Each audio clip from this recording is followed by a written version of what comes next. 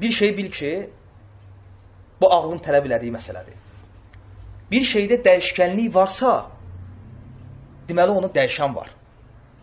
Məsələn, sən bir otağa bağlı bir kitab qoy, çıx otaqdan. Gəl gör ki, kitab açılıb və açıq kitab qoy, gəl gör ki, kitab bağlanıb. Ağlıva nə gələr? Kimsə girib, kitaba müdaxilə edib. Çünki bir şeydə dəyişkənlik varsa, onu dəyişdirən var. Və sən təsəvvürlə ki, kainatda heç nə sükut halında deyil. Hər şey hərəkətdədir. Kiçik zərrələrdən tutmuş, böyük qalaktikalarıca. Hər şey hərəkətdədir. Yulicul leylə finnəhər və yulicun nəhərə filleyl. Gecəni gündüzə, gündüzü də gecəyə qatan odur. Necə gecə gündüzün dəyişməsi, fəsillərin növbələşməsi və s. Hamısı Allah Subhanahu Taala'nın varlığının ayətləridir. Və bu dediyim misallar dəvətdə çəkilməlidir. Hətta fikir ver, biz ibadət etsək də, bu çəkilən misallar insan qəlbini riqqətə gətirir. İmanında titrəyiş olur. Düzdürmü? Baxma ki, sən Allah Subhanahu Taala iman edirsən.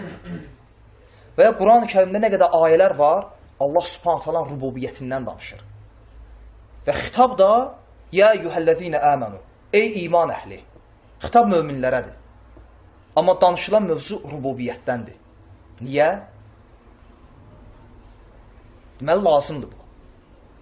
Xüsusən də cahil bir şəxsi İslama dəvətdə bu önəmlidir. Və ikinci əsas da Allah Subhanahu Taala'nın ibadətə layiq, haqq məbud olduğuna o şəxsi dəvət etməyindir. Yəni, uluhiyyətə. Çünki bütün kainat Allah Subhanahu Taala'nın mülküdür. Və Allahın mülküdürsə, var olan hər şey nədir? Allah Subhanahu Taala'nın qulu.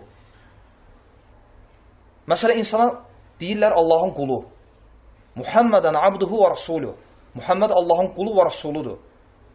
O, rasulluqdan qabaq, elçilikdən qabaq o quldur.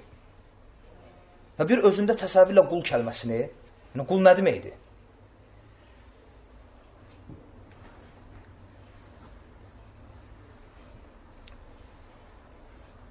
Və dəvətdə əsas nədir? İnsanı ibadətə nəyəsə görə dəvətləmək lazım deyil. İnsanı ibadətə dəvətləmək lazımdır ona görə ki, haqq məbud buna layiqdir. Bunu ona aşılamaq lazımdır. Bax, adi bir misal deyim. Məsələn, gedirsən bazardan 1 kilo alma alırsan, əvəzində pul verirsən ona və üstəlik də ona təşəkkür edirsən. O da, məsələn, o almanı hardan alır? Avtoboydan gedib alır. O da onun əvəzində pul verib. Üstəlik təşəkkür edir.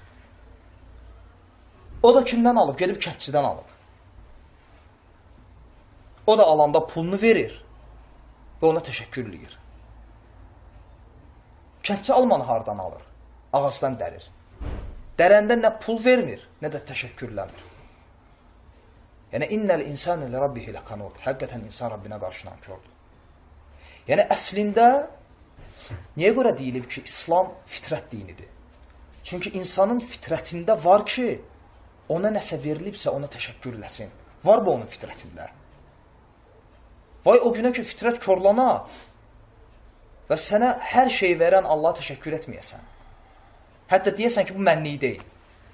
Məsələn, ibadətə dəvət edəndə deyirlər mənlik deyil. Bəs kimlikdir? Çox qəribə sual deyə. Yəni, dəlisən? Yox. Uşaqsan? Yox. Allaha ibadət bunlarlıq deyil. Çünki ağlı yerində yoxdur. Və sən ki, sağlamsan və Allaha qulluq etməyə məhkumsan və adi gedirsən, bir dişin ağrıyır, gedirsən həkimə, bir dənə diş qoyur. 1000 dəfə çox sağ ol deyirsən, səhərsi gün onun yanından keçəndə uzaqdan görsən, bir dənə də baş əyirsən. Amma sənə Allah subhanahu bu boyda diş verib.